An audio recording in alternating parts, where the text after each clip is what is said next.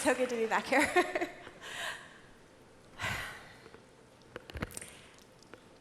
Imagine waking up the morning before your 40th birthday with no children and no spouse, having just been fired from a great job at Facebook, and realizing that that night you were supposed to speak to thousands of students about how to find their purpose in life.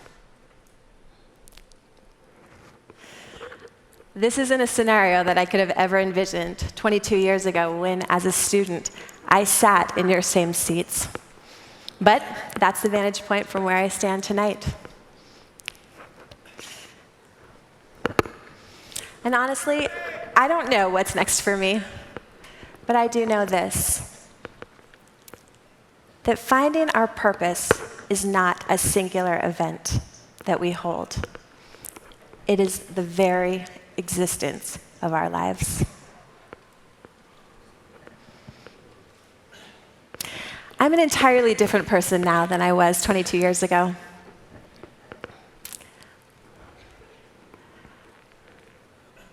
Then I thought the answers to every life's questions could be wrapped up in a pretty pink package and tied up with a bow. I don't see the answers that way anymore. Instead, I see the journey itself as being the answer. Since I'm just a little bit further along in my journey than you are, tonight I've been asked to share my story. My prayer is that in so doing, that some of the answers that I've found so far in my life will map to some of the questions that you have in yours. Driving back into Rexburg last night brought back so many memories of the way that I felt when I first came here as a college freshman. I was a girl from the suburbs, and the wide open spaces of Idaho, to me, felt like anticipation and freedom. It felt like somehow they were giving me the opportunity to become anything that I wanted to.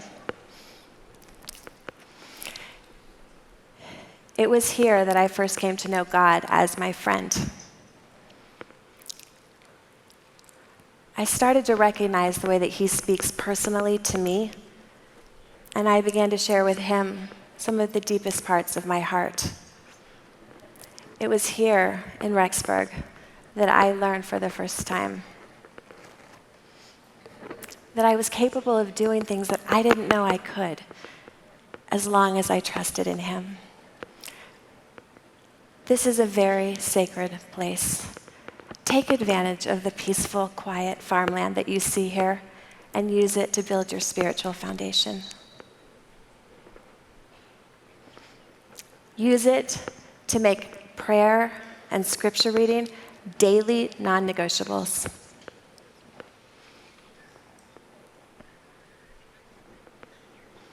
In Rexburg, I learned the truth of Elder Christofferson's promise that the gospel of Jesus Christ opens the path to what we could become. As my relationship with God deepened, I began to think about going on a mission. It was something that I had always wanted to do, but I felt like I needed to have a clear, sort of direct mandate from God telling me, yes, this is your correct path. And so for months, I fasted and prayed and asked God to help to give me that directive, but it never came. When I finally submitted my papers, I did it knowing that I had God's blessing. But I also knew that this choice in my particular customized curriculum of life was an elective and not required. That choice was important because on my mission, I became very acquainted with Elder Holland's cost and blessings of discipleship. It was, without question, one of the hardest experiences of my life. From the moment I put on that tag, I loved the Italian and Maltese people, and every single day that I spent serving them, like with all love, I grew to love them more. I felt true joy in sharing the gospel with them, but the daily trials of mission life also humbled me in ways that I had never expected. I often felt alone, frustrated, and inadequate. It was then that I first began to understand Joseph Smith's pleading in Liberty Jail. When he called out to his father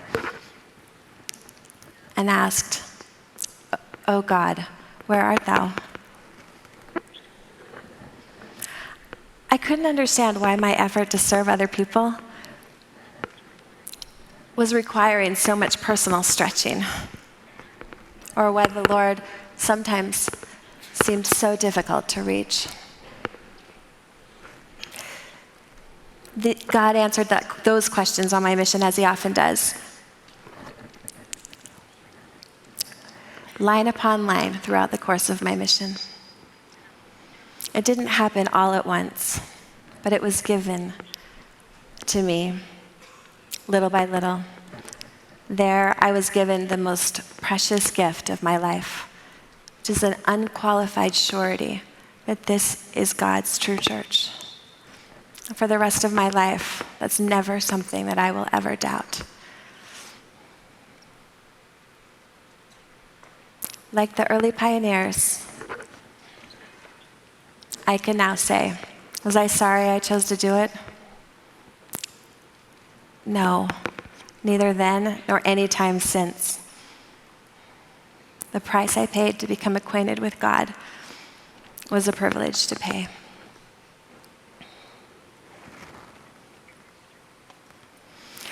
Soon after I returned, I got a call from the husband of a dear old roommate with whom I'd kept in touch.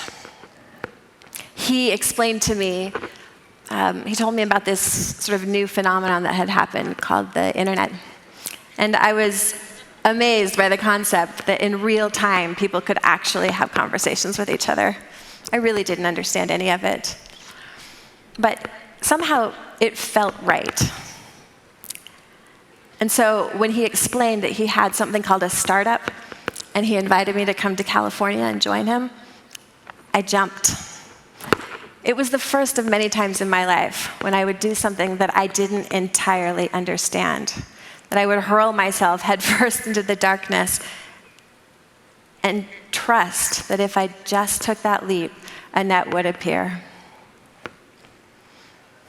Being willing to take those risks was important.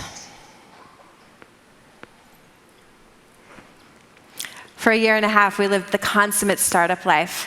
We sat on the floor of rented apartments, and we stayed up all night learning all kinds of jobs, management and marketing and mopping the floors. It was exhausting and exhilarating all at once, and I loved it. We grew like crazy until one day I looked up and Steve Jobs was standing in front of me. That day, Apple acquired our little company, and my life changed again. I was offered a job as one of the spokespersons for Steve and the other Apple executive officers, and suddenly I found myself in Palo Alto, in the heart, the epicenter of Silicon Valley. Apple's stock price was at $14 a share, and we were just getting ready to announce the first iPod. Steve was convinced that we were going to change the world, and he was contagious, and he was right. I got a little white convertible, and I spent 3 years having the time of my life. Elder Maxwell once wrote that God knows even now what the future holds for each of us. In one of his revelations, these startling words appeared. As with so many revelations that are too big for us to completely understand. In the presence of God, all things are manifest, past, present, and future, and are continually before the Lord. The future you is before him now. He knows what it is that he wishes to bring in your life. He knows the kind of remodeling that he wants to do. After 3 years, God began remodeling my life. Though I loved many things about working at Apple, I never really saw myself as a career woman. Like many of you, I dreamed of being a stay-at-home mother. And the faster things got at Apple, the more it felt like I was speeding on a train in the wrong direction. I also fell in love. This time, I felt none of the doubts that I had ever experienced in previous relationships. I was 100% sure that he was the right one. And I'm pretty sure I had already picked out the URL for my mommy blog when he broke up with me. I was devastated.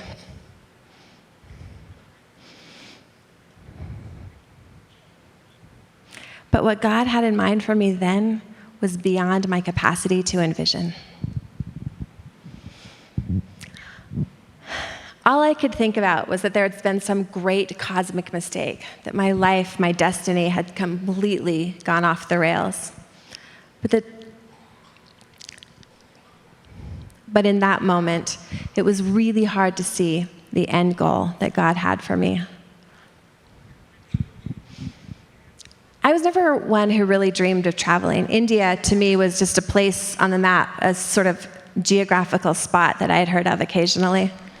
But after the 2004 tsunami, a good friend of mine invited me to go to India with her on a humanitarian trip to see what we could do to help.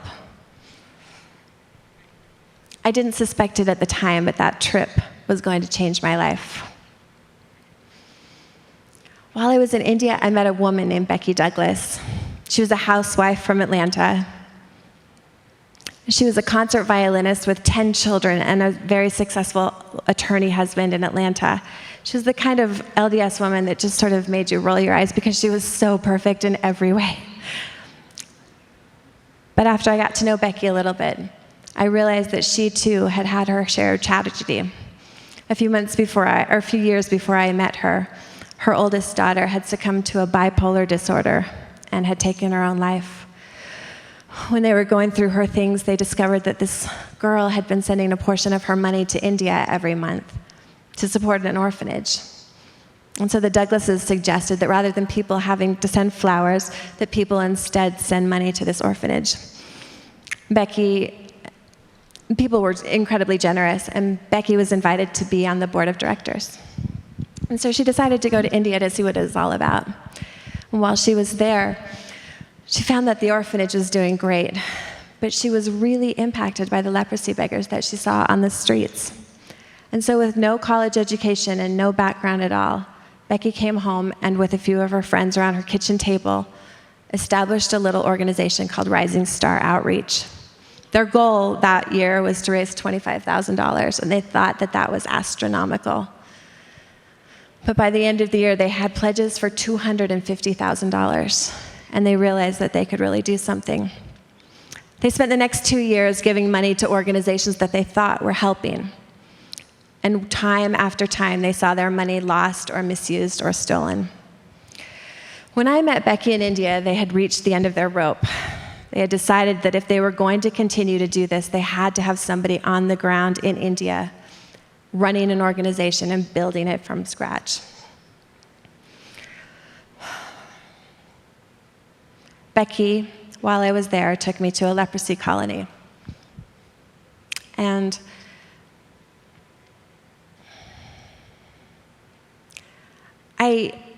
I'm not entirely sure how to convey what a leprosy colony feels like to somebody who's never been there. I'd seen various forms of poverty before, but nothing had prepared me for this. The minute I got out of the car, I was overwhelmed by people who were sitting in the dirt in various stages of disfigured degradation. They had open wounds, and there was raw sewage all over the place. The place was horrifying. It made you immediately just want to get back in the car and leave. But Becky kept telling me to just look in their eyes. And when I did, I started to see the people instead of their situations. One of the women that I looked at was named Saral. I went over there and sat down next to her, and she started to tell me her story. She had come down with leprosy many years before I met her and had been forced to leave her home and family and had survived as a beggar. During the course of the conversation, I reached out and touched her shoulder in a normal, just simple gesture of compassion. And Saral's reaction was visceral. I realized that I had touched an untouchable. And I realized that for somebody who felt like they had lived a lifetime of worthlessness and being unwanted, that simple act was monumental. Her reaction triggered a reaction in me, and I knew then that my life was going to be different. As I was leaving that day, she took a little blue bracelet off her wrist and handed it to me. I think she wanted to see whether or not I would put it on. And when I did, the smile on her face was just unforgettable. I still have that bracelet. This 5-cent piece of plastic is one of the most precious things that I own.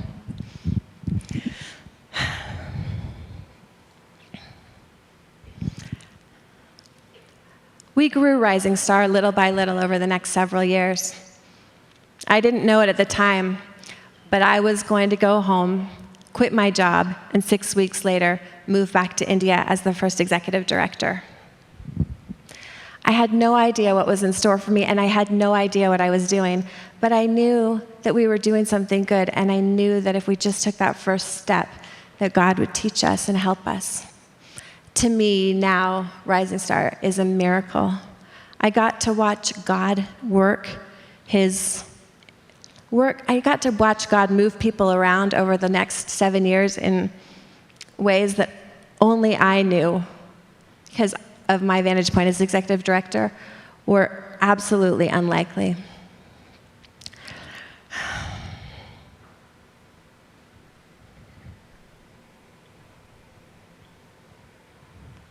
The work of Rising Star became the work of healing, not only for the leprosy patients that we served, but also for the people who came to serve them. Every single one of the hundreds of volunteers who came to Rising Star over the years wrote a page in our story, and that page every time was different and unique and indispensable.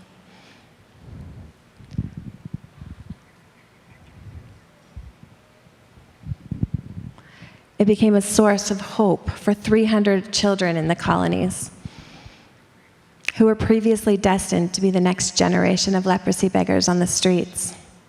Those children are now in a place that's safe and calm and loving, and they have a destiny that may surpass most of the children in India. For me personally, Rising Star became a love story because it was there that I first started to be called mom. Instead of a minivan and 5 children, I had a Jeep and 300.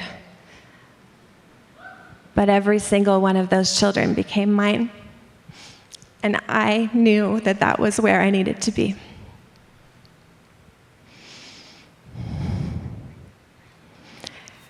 Elder Maxwell used to talk about how the tragedies of our lives carve canyons in our soul. And before I ever went to India, that's how I had started to feel. But during those years that I was there, happiness refilled that canyon in abundance. And I was grateful for the opportunity to serve these people who had lost everything. Because in serving them, I found again who I was meant to be.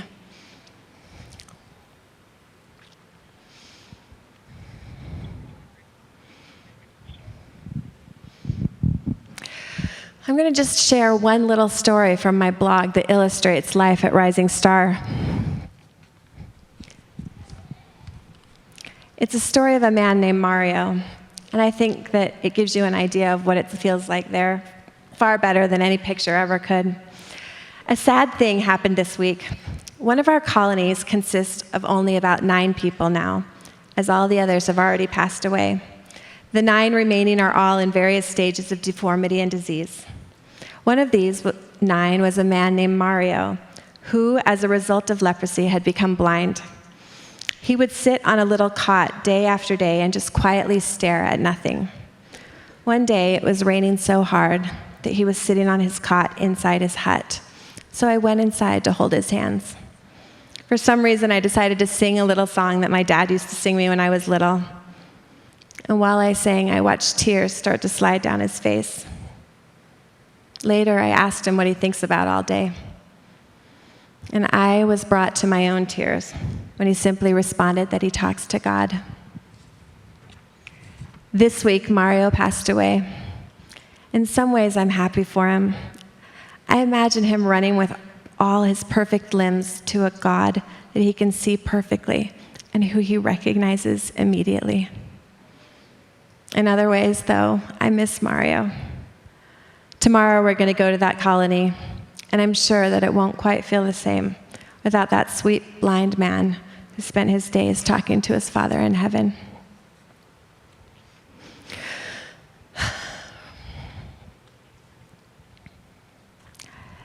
The India part of my life story is entirely about love. And that kind of love changes a person more than any other thing. I came back a different woman, having been taught by some of the best people on earth that I can continue to seek purpose even after everything has been lost. I learned in India what love really was. That even in a leprosy colony, love can make our lives magnificent. People ask me sometimes why I left India. There are really two reasons. First, it turns out it was kind of hard to get a date in the leprosy colonies. But more importantly, I simply knew it was time. Those promptings come to me periodically throughout my life and tell me that even when something is wonderful, it's time to seek a new purpose. By then, I'd learned to trust those feelings. Steve Jobs used to say that it's only in retrospect that you can connect the dots. And I was just about to experience that for myself. I had always wanted to someday go to graduate school. But without the cumulative experiences of my career, I could never have considered going to Harvard. My application to Harvard began with the words, "There are bugs crawling across my screen tonight as I write this. It's the dead of night in India." I guess that's what they were looking for.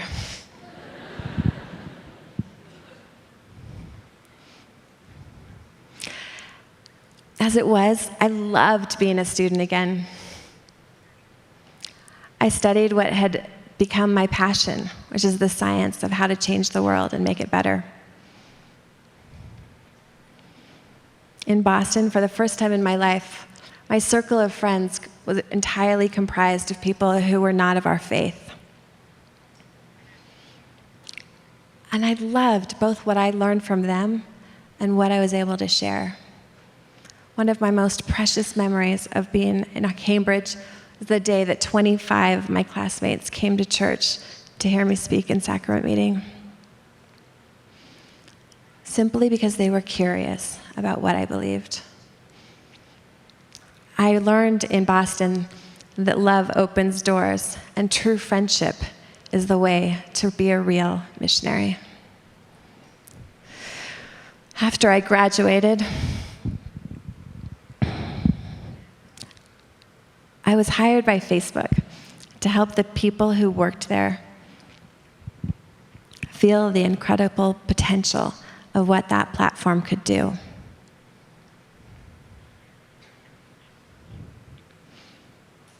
Facebook is capable of changing the world and enacting real change Their objective is connect every single person on earth. At one point, I even got to sit in Mark Zuckerberg's office and thank him for creating that platform because of the potential it has to flood the earth with the thing that's most important to me. I got to share with him my testimony of the gospel. And I think in that moment, he felt it.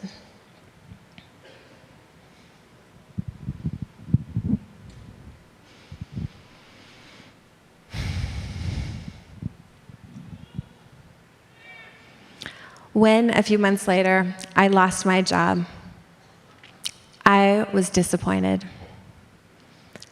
But the experiences of my life since I left Rexburg gave me this clear understanding that while disappointment will always be a part of life, it does not define me. What defines me is this, that I am a daughter of God and that He created me for a divine potential. What defines me is that I was sent here to love and that He gave me the example of how to do that. For the rest of my life, my understanding of who I am will not be based on anyone except for God.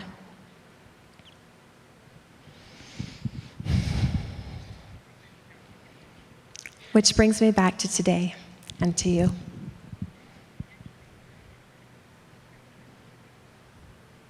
Imagine that you were hurt and that you had suffered a terrible injury. One that caused you to immediately forget everything about who you are, where you live, where you came from. That is essentially the state in which all of us are currently living.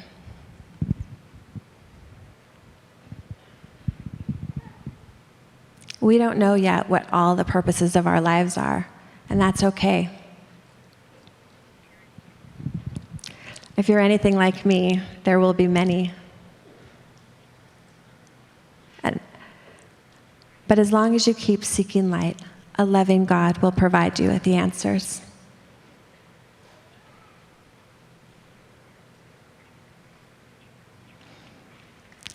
Your generation amazes me.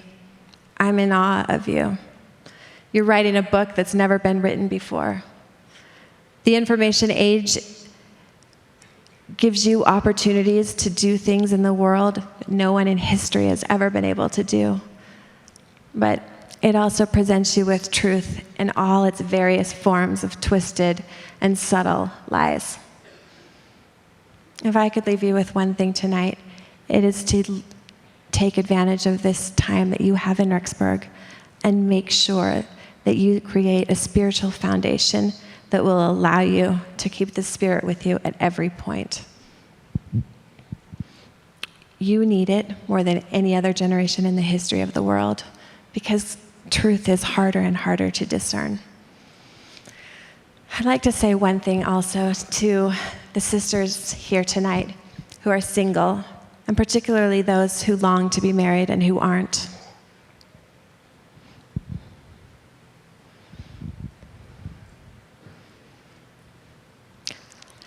Don't buy into Satan's lies that you've been benched and that you're just here to sit out until the next life arrives. You're here for a purpose. And if marriage hasn't been an option to you yet, figure out what else that purpose is. You are part of the largest women's organization in the world, and the name of that organization is the Relief Society. There are millions of children all over the world who need to be loved, and there are millions of people all over the world who need relief. If you've been feeling like that, I just have this to say. Get up off the bench. You're here, and you're needed.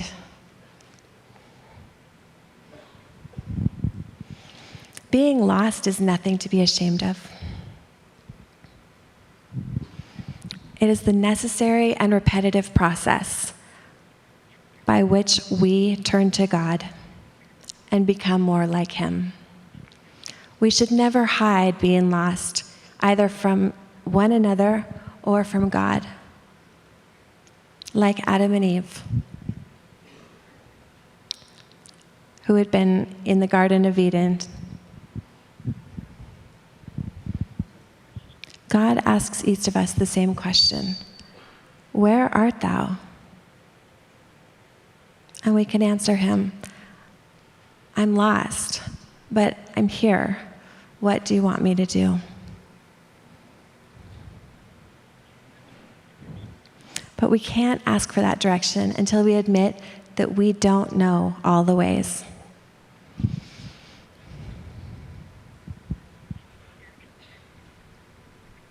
As Elder Uchtdorf told us last weekend, the process of gaining spiritual light is the quest of a lifetime.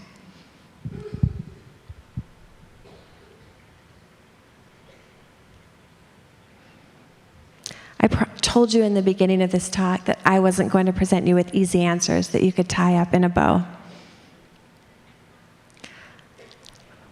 What I offer instead is my raw and real will to fight on, to continue to seek, and to continually find light amidst the darkness. You are here for a purpose. Continue to find it for the rest of your life, and you will. In the name of Jesus Christ, amen.